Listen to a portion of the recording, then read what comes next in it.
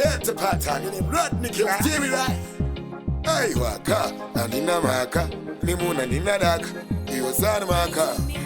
So we be saying now it's a famous kangaroo. Once you got Tika, Mangu, Muhana, I got Tauda, Manaskana, the second no Yenda, and the Shandik Sara. Can the Farida, Faro Wako, and what the good told the Wagasua Shako, Lunaku attenda a Maivako, Makani Sharida Harangani Runago, the Farida, Faro Wako, and what the good told the Wagasua Shako, Lunaku attenda Mama Vako. Kandi sharira harangani runako uri pecho ndavanda tsikama urora wa mama wamesha ukama yesi mtoshora uri panangana niuze zva unoda mdiwa ndokupa mwana anesika akararwa aneunu anotedza magwaro akabva kune vanhu wangu paari vamwe ndaisa mugana nerudo runotapira ndafunga sanchi ndandafarira faro wako anoda kutona wakasiwa zvako ndoda kuvatenda amai vako vakani zvarira haranga nerunako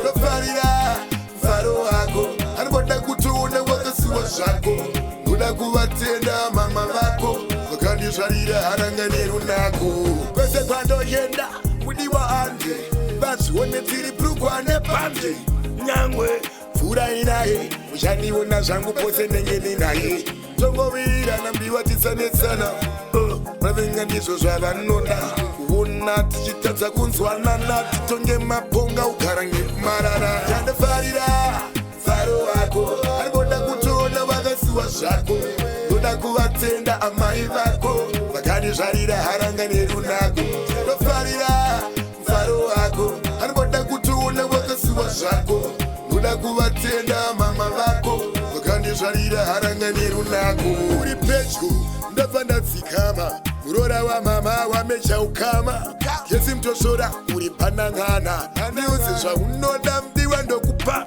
mwana anesika akararwa aneunu anotedza magwaro akabva kune vanhu wangu paari vamwe ndaisa mugana nerudo runotapira ndafunga sanchi tandafarira faro wako anoda kutona wakasiwa zvako ndoda kuvatenda amai vako vakani zvarira haranga nerunako ndofarira faro wako anoda kutona wakasiwa zvako ndoda kuvatenda mama vako vakani zvarira haranga nerunako. Get the pattern. I mean him Rodney killer. Be up Stevie Rice. Mr. Masaira ndinofura mafaira. Abuju bush. Saye mawoko. Pinda ipapu. Wabaga moto. Tuita zerudo. Kwete wondo.